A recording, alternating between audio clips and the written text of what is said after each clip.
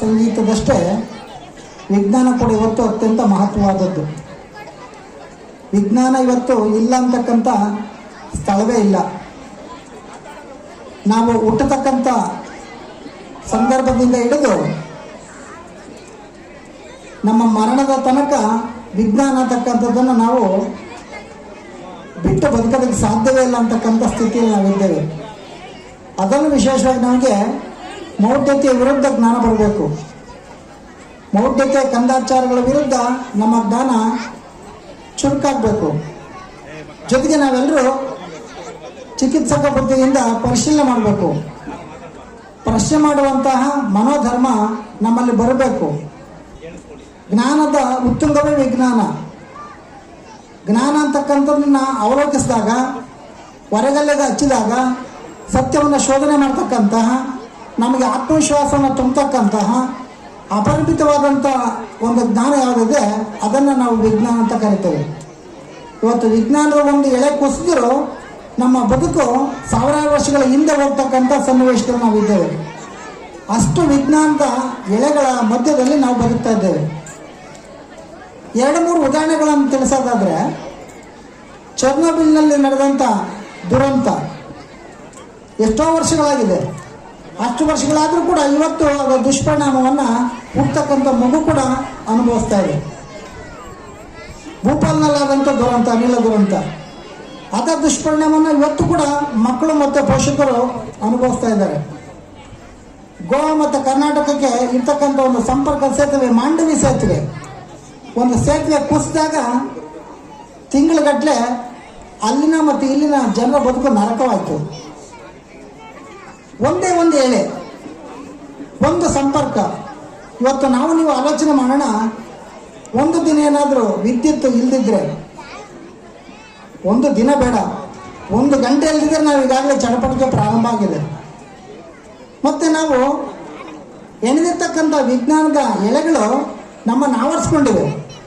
ಇಂಥ ಒಂದು ಸನ್ನಿವೇಶದಲ್ಲಿ ವೈಜ್ಞಾನಿಕ ಪ್ರಜ್ಞೆ, ವೈಜ್ಞಾನಿಕ ಮನೋಧರ್ಮ ಮತ್ತು ಆಚರಣೆಗಳು, ಇವುಗಳ ಮಧ್ಯದಲ್ಲಿ ಅನೇಕ ಕಂದಕಗಳು ಉಂಟಾಗಿವೆ. ಯಾವಾಗಲೂ ನಮ್ಮ ಮುಲಕಲ್ ನಟರಾಜ್ ಅವರು ಹೇಳ್ತಾರೆ, ಇವತ್ತು ಅವರು ಉದ್ಘಾಟನೆ ಮಾಡಿಸಿರ್ತಕ್ಕಂಥ ದೀಪದ ಮುಖಾಂತರವೇ ಅವರೊಂದು ಸತ್ಯವನ್ನು ಶೋಧನೆ ಮಾಡಿ ತೋರಿಸಿದ್ದಾರೆ. ನೀರಿನಲ್ಲಿ ದೀಪ ಓಡಿಸಿದ್ದಾರೆ. ಮಕ್ಕಳು ಇದನ್ನು ಕೇಳಬೇಕು. ಎಣ್ಣೆಯಲ್ಲಿ ಬತ್ತಿಯಲ್ಲಿ ಸೇರಿ ದೀಪ ಹೊರೆಯೋದನ್ನು ಕೇಳಿದ್ದೀವಿ, ನೋಡಿದ್ದೇವೆ. ನೀರಿನಲ್ಲಿ ಅದನ್ನು ನೋಡಿದ್ದೀವಿ ಅಂದರೆ ಇಲ್ಲಿ ಖಂಡಿತ ಕಣ್ಣಾರೆ ನೋಡಿದ್ದೇವೆ. ಅವರು ಪವಾಡ ರಹಸ್ಯ ಬಯಲು ಅನಾವರಣ ಮಾಡುವಾಗ ನೀವೆಲ್ಲರೂ ಗಮನಿಸ್ತೀರಿ, ತಲೆ ಮೇಲೆ ಕಲ್ಲು ಹೊಡೆದ್ರು ನೋವಾಗೋದಿಲ್ಲ, ತಲೆ ಮೇಲೆ ಬೆಂಕಿ ಹಾಕಿದ್ರು ನಿಮಗೆ ಸುಡೋದಿಲ್ಲ. ಇದೆಲ್ಲವೂ ಹೇಗೆ ಸಾಧ್ಯ?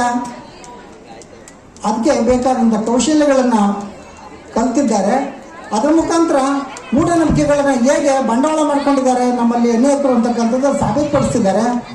ಇವತ್ತು ಮಕ್ಕಳಲ್ಲಿ ಚಿಕಿತ್ಸಕ ಬುದ್ಧಿ ಬೇಕು. ಗ್ರಾಮಾಂತರ ಪ್ರದೇಶದಲ್ಲಿ ಒಂದು ಸಮ್ಮೇಳನ ಮಾಡಿರ್ತಕ್ಕಂಥ ಉದ್ದೇಶ, ಅವರು ಮನಸ್ಸು ಮಾಡಿದ್ರೆ ಜಿಲ್ಲಾ ಕೇಂದ್ರದಲ್ಲ, ತಾಲೂಕು ಕೇಂದ್ರದಲ್ಲ ಈ ಸಮ್ಮೇಳನ ಸಂಘಟನೆ ಮಾಡಬಹುದಿತ್ತು. ಆದರೆ ಅತ್ಯಂತ ಹಿಂದುಳಿದ ಪ್ರದೇಶ, ಗಡಿ ಭಾಗದಲ್ಲಿರ್ತಕ್ಕಂಥ ದೊಡ್ಡನಗರಿಯಲ್ಲಿ ಸಂಘಟನೆ ಮಾಡಿರೋದಂದರೆ ನಮ್ಮ ಮಕ್ಕಳಿಗೆ ವೈಜ್ಞಾನಿಕ ಮನೋಭಾವ ಬರಬೇಕು, ವೈಜ್ಞಾನಿಕ ಪ್ರಜ್ಞೆ ಇರಬೇಕು, ಮತ್ತು ಮಕ್ಕಳಲ್ಲಿ ಚಿಕಿತ್ಸಕ ಬುದ್ಧಿಯನ್ನು ಬೆಳೆಸಬೇಕು. ಆ ಹಿನ್ನೆಲೆಯಲ್ಲಿ ಈ ಸಮ್ಮೇಳನ ಜಾಗೃತಿಯನ್ನು ಉಂಟು ಮಾಡಬೇಕು ಅಂತಕ್ಕಂಥ ಕಾರಣದಿಂದ ಇವತ್ತು ಇಂಥ ಒಂದು ಸಂದರ್ಭದಲ್ಲಿ, ಇಂಥ ಸ್ಥಳದಲ್ಲಿ ಜಿಲ್ಲಾ ಸಮ್ಮೇಳನ ಬಹುಶಃ ನಟರಾಜ್ ಅವರು ಹಮ್ಮಿಕೊಂಡಿದ್ದಾರೆ ಅಂತ ನಾನು ಅದರ ಭಾವಿಸಿದ್ದೇನೆ. ನಮಗೆ ವಿಜ್ಞಾನ ಅಂತಕ್ಕಂಥದ್ದು ಬೇಕು. ವಿಜ್ಞಾನವನ್ನು ಬಿಟ್ಟು ಬದುಕೋದಕ್ಕೆ ಮನುಷ್ಯ ಸಾಧ್ಯವೇ ಇಲ್ಲ. ಯಾಕೆಂದರೆ ನಮ್ಮ ಉಸಿರಾಟದಿಂದ ಪ್ರಾರಂಭವಾಗಿ ಮರಣದ ತನಕ ನಾವು ಅನುಸರಿಸ್ತಕ್ಕಂಥ, ನಾವು ಬಳಸ್ತಕ್ಕಂಥ ಎಲ್ಲವೂ ಕೂಡ ವಿಜ್ಞಾನದ ಆವಿಷ್ಕಾರಗಳೇ.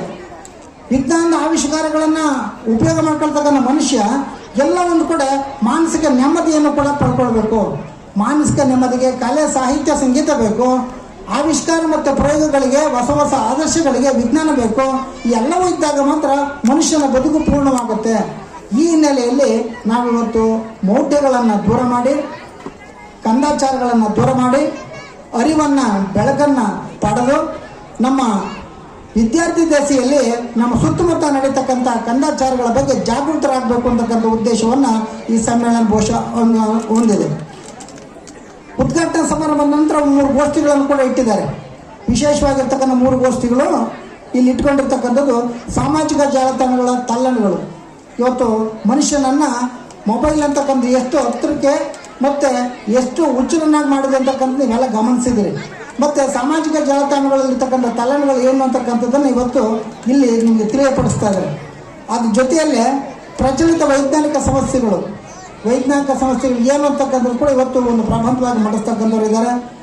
ಹೀಗೆ ವಿಶೇಷವಾಗಿರ್ತಕ್ಕಂಥ 3 ಪ್ರಬಂಧಗಳನ್ನು ಈ ವೇದಿಕೆಯಲ್ಲಿ ಮಂಡಿಸೋದ್ರ ಮುಖಾಂತರ ಮಕ್ಕಳಲ್ಲಿ ಜಾಗೃತಿಯನ್ನು ಮೂಡಿಸಿ ವೈಜ್ಞಾನಿಕ ಮನೋಭಾವವನ್ನು ಬೆಳೆಸಿ ನಿಮ್ಮನ್ನು ಜಾಗೃತಗೊಳಿಸ್ತಕ್ಕಂಥ ವೇದಿಕೆಯಾಗಿ ಇದು ರೂಪುಗೊಳ್ತಾ ಇದೆ. ತಾವೆಲ್ಲರೂ ಕೂಡ ವಿದ್ಯಾರ್ಥಿಗಳು ಯೋಚನೆ ಮಾಡಬೇಕು. ಇವತ್ತು ನಿಮ್ಮ ಸುತ್ತಮುತ್ತ ನಡೀತಕ್ಕಂಥ ವಿಚಾರಗಳು ಮತ್ತು ನಿಮ್ಮ ಸುತ್ತಮುತ್ತ ನಡೀತಕ್ಕಂಥ ಆಚರಣೆಗಳು, ನಂಬಿಕೆಗಳು ಇವೆಲ್ಲವೂ ಕೂಡ ಯಾವ ರೀತಿ ಬಂದಿವೆ, ಪರಂಪರೆಯಿಂದ ಬಂದಿವೆ, ರೂಢಿಯಿಂದ ಬಂದಿವೆ, ಇವುಗಳೆಲ್ಲ ಸತ್ಯವಾದವೆ ಎಷ್ಟು, ಮಿಥ್ಯವಾದವೆ ಎಷ್ಟು, ಮತ್ತು ಇವುಗಳನ್ನು ಯಾವ್ದು ಅನುಸರಿಸಿದ್ರೆ ನಮಗೆ ಒಳ್ಳೆಯದಾಗತ್ತೆ, ಅದು ಯಾವ್ದು ಅನುಸರಿಸಬಾರ್ದು ಅಂತಕ್ಕಂಥ ಒಂದು ಪಕ್ವತೆಯನ್ನು, ಭೌತಿಕತೆಯನ್ನು ನಿಮಗೆ ತಿಳುವಳಿಕೆಯ ಮೂಲಕ ಕೊಡ್ತಕ್ಕಂಥದ್ದು ಇವತ್ತು ವಿಜ್ಞಾನ ಸಮ್ಮೇಳನದ ಉದ್ದೇಶವಾಗಿದೆ.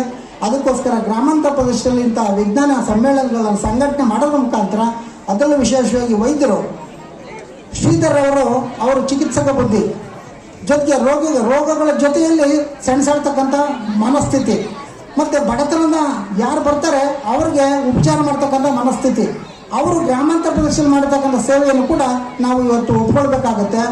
ಮತ್ತು ಅವರ ಅನುಭವಗಳನ್ನು ಕೂಡ ನಾವು ಇವತ್ತು ಮೆಲ್ಕಾಕಬೇಕಾಗತ್ತೆ. ಈ ನೆಲೆಯಲ್ಲಿ ಎರಡನ್ನೂ ಕೂಡ, ಒಂದು ಬಡತನ ಹಾಗೂ ಆರೋಗ್ಯ, ಈ ಎರಡನ್ನೂ ಕೂಡ ಸವಾಲಾಗಿ ಮೆಟ್ಟಿ ನಿಂತು ಜನಸೇವೆಯನ್ನು ಮಾಡ್ತಕ್ಕಂಥ ಡಾಕ್ಟರ್ ಶ್ರೀಧರ್ ಅವರ ಬದುಕನ್ನು ಹೇಗೆ ಮೀಸಲಿಟ್ಟಿದ್ದಾರೆ ಅಂತಕ್ಕಂಥದ್ದು ತಿಳ್ಕೊಳ್ಳೋಣ. ವೈಜ್ಞಾನಿಕ ಮುಖಾಂತರ ವಿಜ್ಞಾನವನ್ನು ನಾವು ಹೇಗೆ ಅರ್ಥಕೊಳ್ಬೇಕು ಅಂತಕ್ಕಂಥ ತಿಳ್ಕೊಳ್ಳೋಣ. ಜೊತೆಗೆ ಮಕ್ಕಳಲ್ಲಿ ವೈಜ್ಞಾನಿಕ ಮನೋಭಾವ ಹೇಗೆ ಬೆಳೆಸ್ಕೊಳ್ಬೇಕು ಅಂತಕ್ಕಂಥ ಅಭಿಪ್ರಾಯ ತಿಳ್ಕೊಳ್ಳೋಣ. ಬಹುಶಃ ಈ ಸಮ್ಮೇಳನಕ್ಕೆ ಹೆಚ್ಚು ಶಿಕ್ಷಕರು ಬಂದರೆ ಭಾಳ ಚೆನ್ನಾಗಿತ್ತು. ಯಾಕೆಂತಂದರೆ ಶಿಕ್ಷಕರು ಒಂದಷ್ಟು ವೈಜ್ಞಾನಿಕ ಮನೋಭಾವವನ್ನು ತಿಳ್ಕೊಂಡು ಮಕ್ಕಳಿಗೆ ಬಿತ್ತತಕ್ಕಂಥ, ಹೇಳ್ತಕ್ಕಂಥ ಕಾಯಕಲ್ಪಕ್ಕೆ ಅವರು ತಮ್ಮನ್ನು ತೊಡಗಿಸ್ಕೊಳ್ತಿದ್ರು. ಆ ಹಿನ್ನೆಲೆಯಲ್ಲಿ ಇನ್ನೊಂದು ಮುಂದಿನ ಸಮ್ಮೇಳನಗಳಲ್ಲಾದರೂ ನಮ್ಮ ಶಿಕ್ಷಕ ಮಿತ್ರರು ಹೆಚ್ಚು ಸಂಖ್ಯೆಯಲ್ಲಿ ಪಾಲ್ಗೊಳ್ಳಿ, ವಿದ್ಯಾರ್ಥಿಗಳು ಕೂಡ ಈ ಸಮ್ಮೇಳನದಲ್ಲಿ ಪಾಲ್ಗೊಂಡು ಅವ್ರಿಗೆ ಬೇಕಾಗಿರ್ತಕ್ಕಂಥ ಅನುಭವಗಳನ್ನು, ಜೀವನದ ಪಾಠಗಳನ್ನು ಕಲ್ತ್ಕೊಳ್ಳಿ ಅಂತಕ್ಕಂಥ ಆಶಯದೊಂದಿಗೆ ಇವತ್ತು ಸಮ್ಮೇಳನ ಪೂರ್ವದಲ್ಲಿ ಉತ್ತಮವಾದಂಥ ಮೆರವಣಿಗೆ ಆಗಿದೆ. ಊರಿನಲ್ಲಿ ಮೆರವಣಿಗೆ ಮುಖಾಂತರ ಸಮ್ಮೇಳನದ ಅಧ್ಯಕ್ಷರು ಮತ್ತು ರಾಜ್ಯಾಧ್ಯಕ್ಷರನ್ನು ಬರಮಾಡಿಕೊಂಡಿದ್ದೀರಿ. ಮತ್ತು ಗ್ರಾಮಾಂತರ ಪ್ರದೇಶದಲ್ಲಿ ಸಮ್ಮೇಳನ ಸಂಘಟನೆ ಮಾಡಿರ್ತಕ್ಕಂಥ ಈ ಸಂಸ್ಥೆಯ ಮುಖ್ಯಸ್ಥರು ಮತ್ತು ದಂಪತಿಗಳು ಶ್ರಮಿಸಿದ್ದಾರೆ.